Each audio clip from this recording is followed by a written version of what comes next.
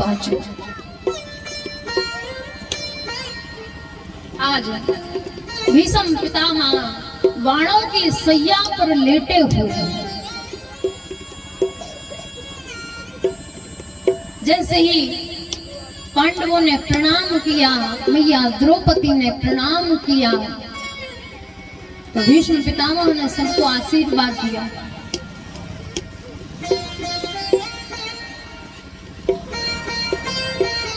ठाकुर जी ने कहा कि पितामह मैं कृष्ण हूँ, प्रणाम करता हूँ। आप पांडवों का मार्गदर्शन करें। तो पितामह कहते हैं, पांडव तुम भारत के सम्राट हो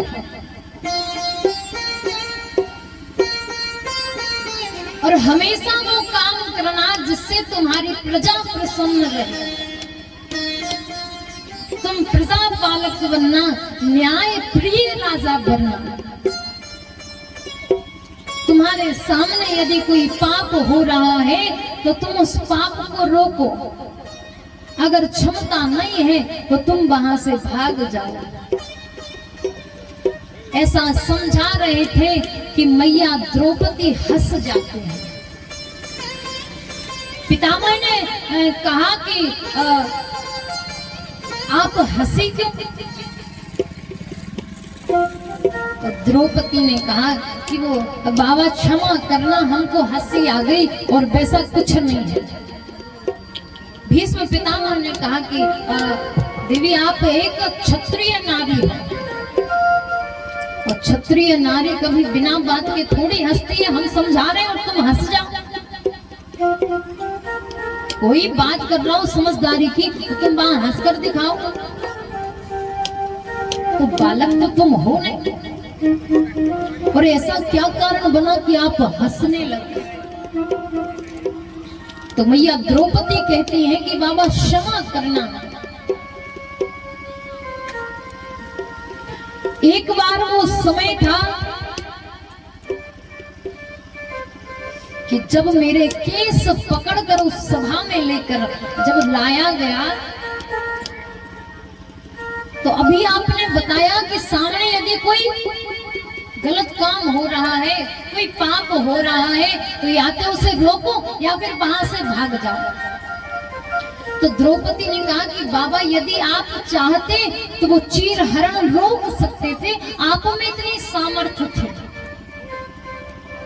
तो उस पाप को आपने ना तो रोका है और ना ही आप वहां से वापस गए, भागे।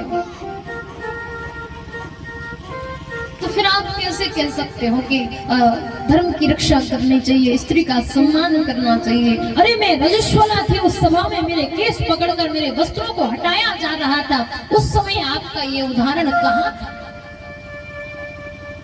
भीष्म पितामह ने कहा, पुत्रवधू आज मैं उसी कर्म की, उसी पाप की सजा भुगत रहा, क्योंकि मेरी इच्छा मृत्यु है। मेरे पास वरदान है कि मैं जब चाहूं तब मर सकता हूं। यदि अभी बोल दूं कि मैं मर जाऊं तो मैं मर सकता हूं, मेरी इच्छा मृत्यु है। लेकिन मैं इन बाणों से उसी रक्त को बहा रहा हूं जो मैंने कौरवों के यहाँ भोजन किया है। कौरवों के घर का मैंने भोजन किया है ना, उसी रक्त को बहा रहा हूं इन बाणों के नोकों से। ये पाप का रक्त जो सींचा है अभी तक, वो बहा रहा है।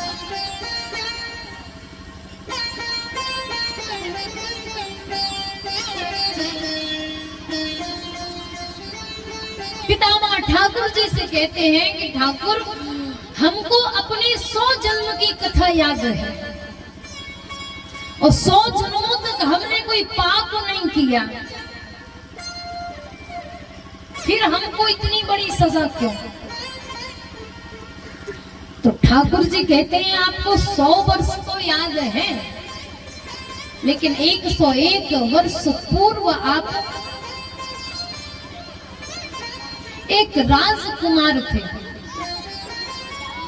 उस समय आप शिकार खेलने गए, अश्व पर बैठ कर गए तो एक करकेटा जीव है, वो आकर असु के अग्रभाग में चिपक जाता है, तो आप चावक से उसे हटाते हो तो वो नागफनी के वृक्ष पर उल्टा गिरता है।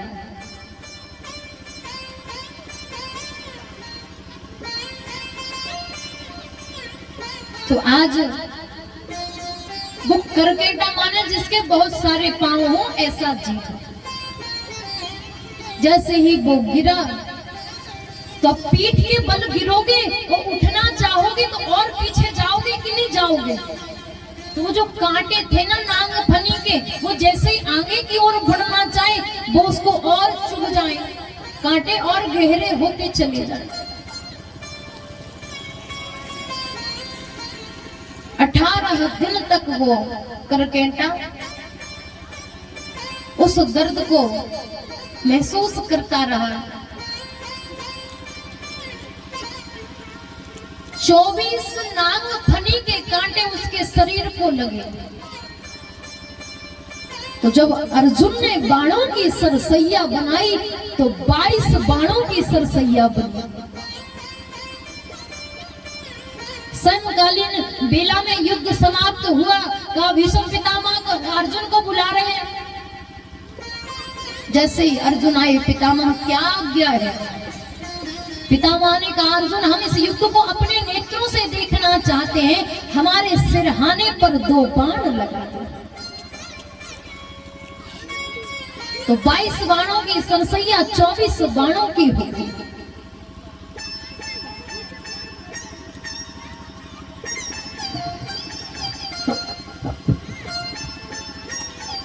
पितामह ने कहा, तो ये मेरा पाप था, लेकिन ये अभी तक आगे क्यों नहीं आया? आज ही सजा क्यों मिल रही? 101 वर्ष के जन्म के बाद पहले मिल जाती।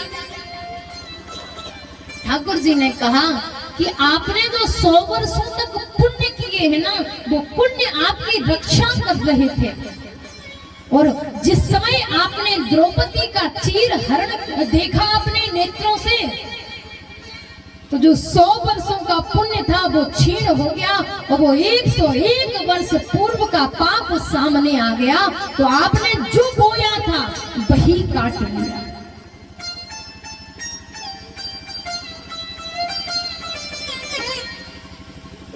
अठारह के 56 होते हैं ना, तो 18 कांटे लगे थे। 18 दिन तक रहा था वो करकेटा, तो उसका तिगना मिला। आज भीष्म पिता को 56वां दिन है महाराज। सीधा सीधा अर्थ है, क्योंकि हम जैसा कर्म करते हैं वैसा ही हमें भुगतना पड़ता है, वही हमें फल मिलता है। अवश्यमेव भोक्तव्यम कृतं कर्म शुभाशुभम् ना भुक्तं क्षीयते कर्म कल्प कोटि सतेरपि। बोले 100 वर्ष में व्यतीत हो जाए, यदि आपके पिछले जन्म का पाप है वो भी सामने आएगा, पुण्य है तो वो भी सामने आएगा। तो महाराज हमारी भारत भूमि कर्म प्रधान है।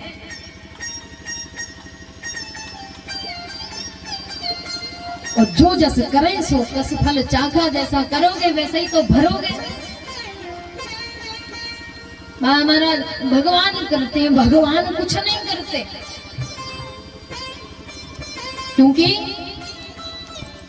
उनके शुभे और अशुभ कर्म अनुहारी, शुभे और अशुभ कर्म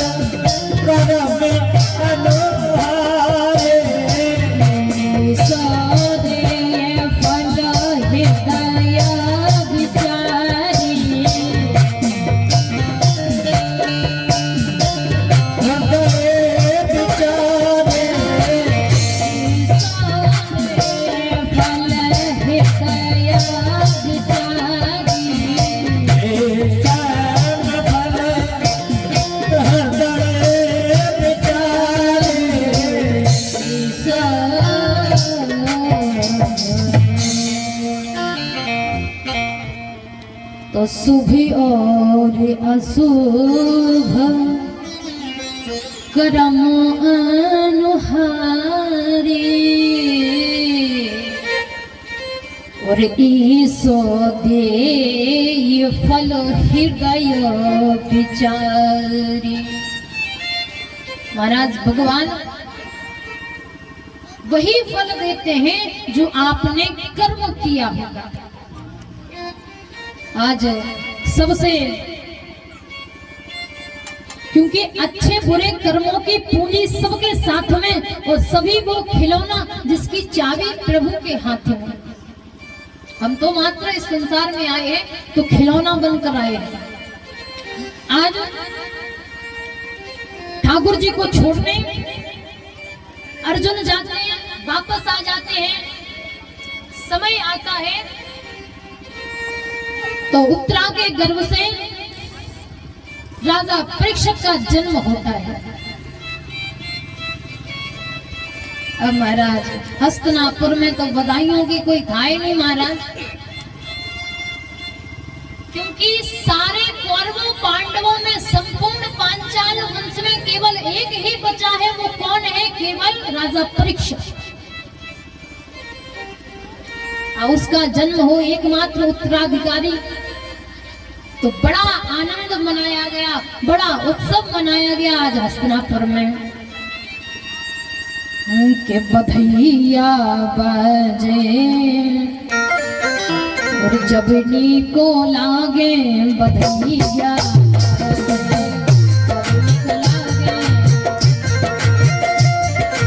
बधैया बाजे, बधैया बाजे जबनी को लागे बधैया,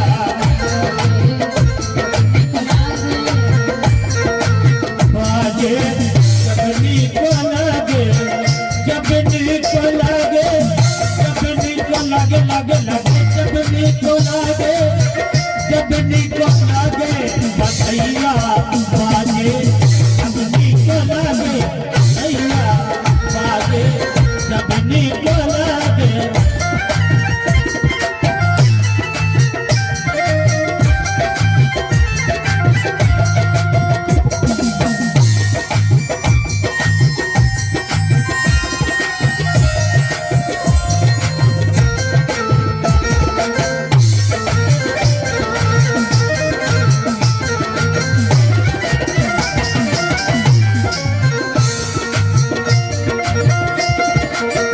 जबनी को लागे, जबनी को लागे, जबनी को लागे, जबनी को लागे बधैया बाजे जबनी को लागे, बधैया बाजे जबनी को लागे।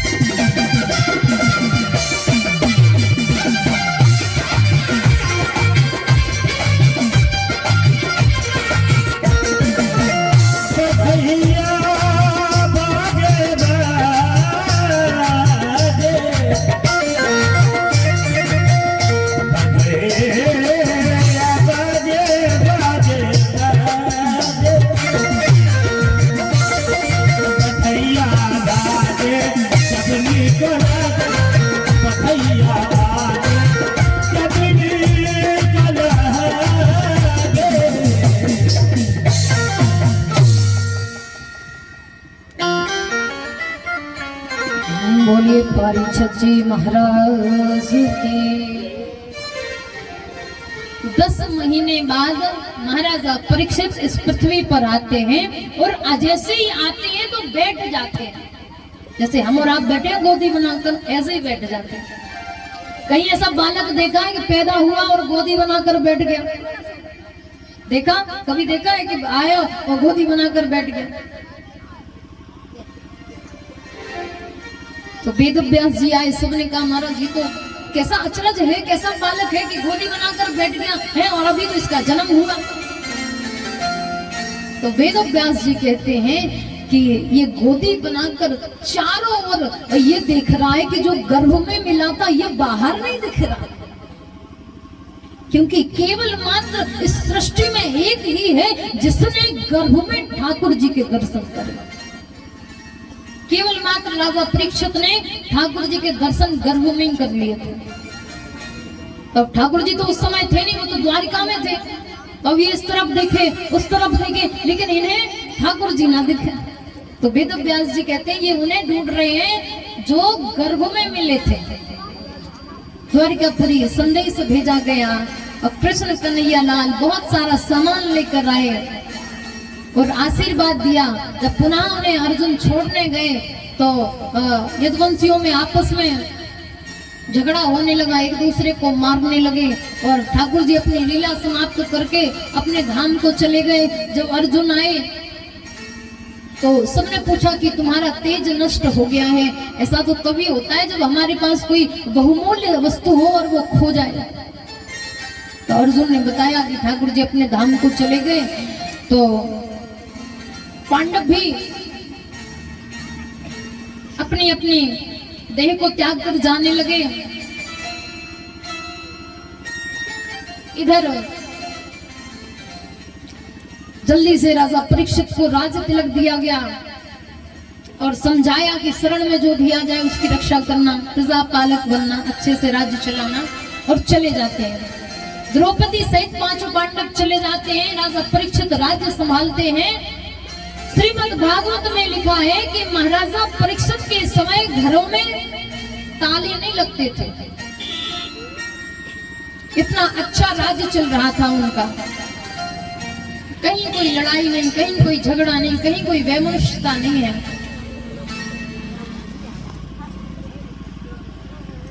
एक दिन राजा परीक्षित अपने राजकोष में प्रवेश करते हैं। जैसे ही राजकोष में प्रवेश किया तो उसमें तो महाराज बहुमूल्य मणियां, रत्न, जवाहरात, एक से एक चीज रखी।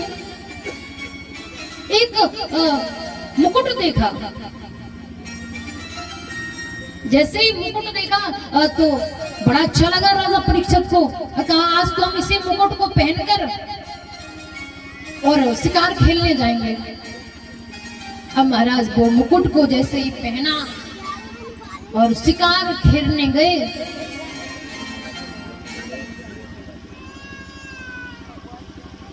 तो शिकार खेलने जैसे ही निकले महाराज, आगे बढ़ते चले जा रहे थे, बढ़ते चले जा रहे थे। इतने में एक गाय और बैल आपस में बातें कर रहे थे। कौन कौन? गाय और बैल। ये पृथ्वी रूपी गाय थी और धर्म रूपी बैल था। धर्म रूपी बैल पृथ्वी रूपी गाय से कहता है कि मैया आप काहे को रो रही हो? अरे आप इसलिए तो नहीं रो रही क्योंकि मेरा एक पैर आधा कटा हुआ है, क्योंकि धर्म के 4 पैर होते हैं, सत्य, दान, दया। दया को ही तब बताया गया है और पवित्रता। लेकिन सतयुग समाप्त होते होते महाराज सत्य चला गया, द्वापर में दान चला गया, जिसे हम तप कहते हैं, और त्रेता में अपवित्रता चली गई। और जब धीरे धीरे करके कलयुग में केवल दान बचा है, क्योंकि सतयुग में सत्य गया और त्रेता में दया और द्वापर में पवित्रता और कलयुग में दान। तो धर्म रूपी बैल के 3 पैर कट गए, सत्य का, दया का और पवित्रता का। धर्म का अब केवल एक ही पांव बचा है, वो है दान। तो उसी दान में एक काला काला पुरुष और खाली तलवार लिए उससे प्रहार करता है, रक्त निकलने लगता है। तो धर्म रूपी बैल मैया गाय रूपी पृथ्वी से कहता है कि मैया आप इसलिए तो नहीं रोती कि मेरा ये पैर भी कटने वाला है, क्योंकि संसार में प्राणी मात्र जो भी पुण्य करता है, जो भी पाप करता है, वो इस पृथ्वी पर करता है। और पृथ्वी कौन है? गाय। वो गाय की जो आजकल दशा चल रही है ना, और इस हिसाब से तो रोना ही चाहिए कि नहीं रोना चाहिए?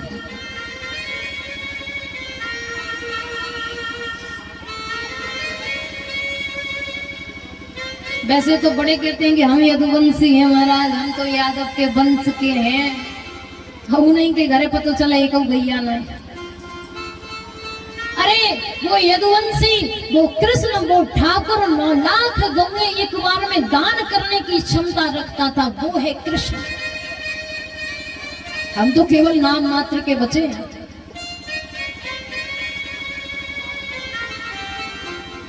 गैया मारी मारी फिर रही है महाराज। इतने में गाय और बैल वार्तालाप कर रहे थे, राजा परीक्षित आ जाते हैं। अरे महाराजा, परीक्षित के राज्य में आपकी ऐसी दशा किसने करी, हमको बताओ, हम अभी उसे दंड देंगे।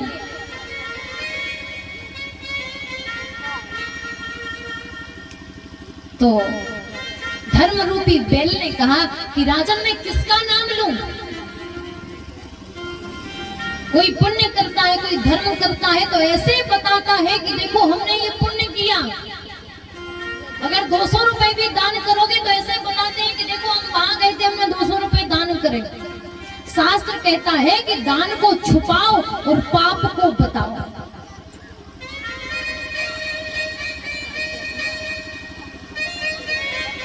तो जैसे ही राजा परीक्षित आगे चले, देखा एक काला काला पुरुष खाली तलवार लिए।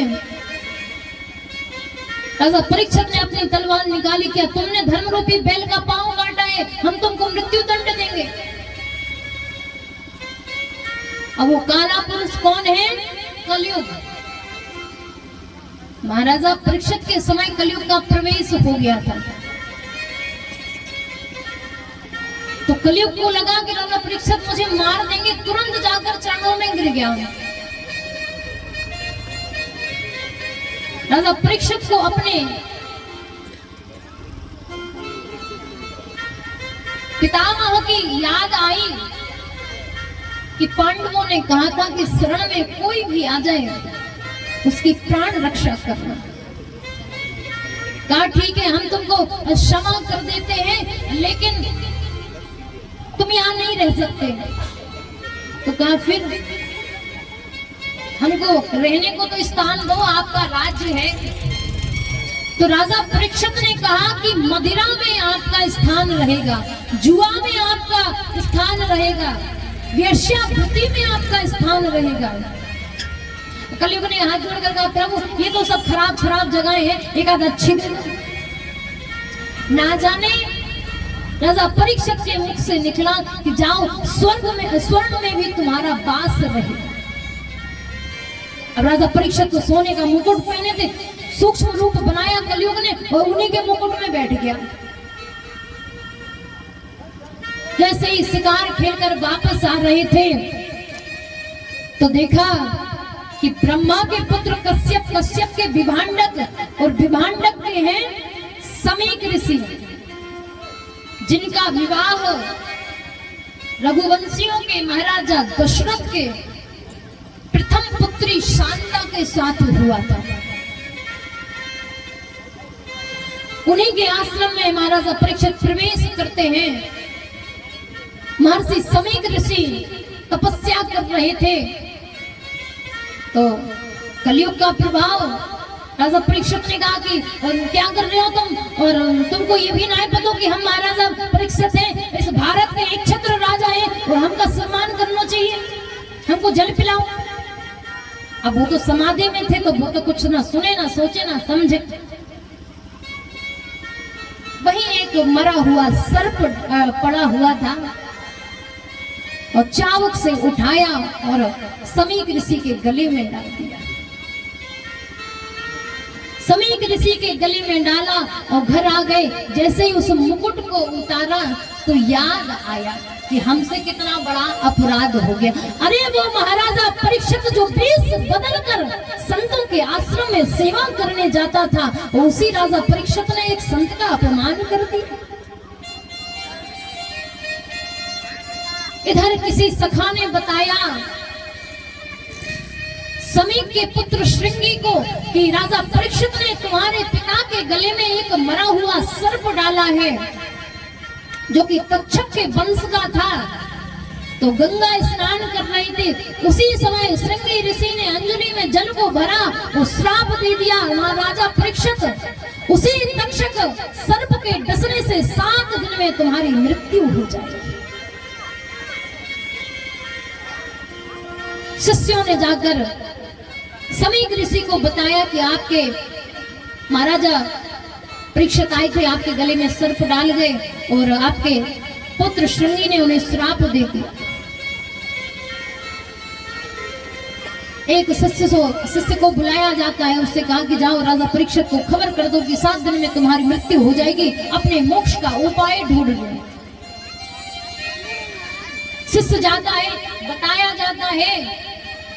तो आज राजा परीक्षित अपनी पत्नी से कहते हैं कि देवी मैं 7 दिन से पहले नहीं मर सकता। बताओ संसार में कोई कह सकता है कि हम 7 दिन तक जीवित रहेंगे? है कोई ऐसा जो ये कह दे कि हम 7 दिन के बाद मरेंगे? अरे अभी 7 सेकंड का पता नहीं है और आज राजा परीक्षित कहते हैं कि देवी मैं 7 दिन से पहले नहीं मर सकता। कहा आप ऐसा क्यों कहते हैं? कहा मुझे समीक के पुत्र श्रृंगी ने श्राप दिया है कि 7वें दिन तक्षक के डसने से हमारी मृत्यु हो जाएगी। और शास्त्र कहता है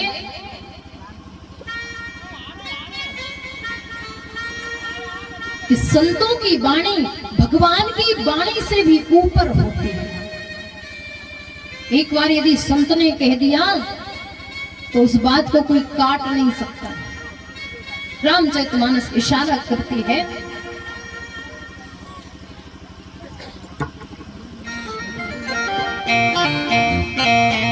कि संतो बचाना पत्थर की लेका, संते बचन पर के लेखा, संते बचन पत्थर की लेका, संते बचन पर के लेखा, संते बचन पत्थर की लेका, संते बचन पर के लेखा, मोरे बचन चाहे पड़ जाए पिएगा, मोरे बचन चाहे पर जाए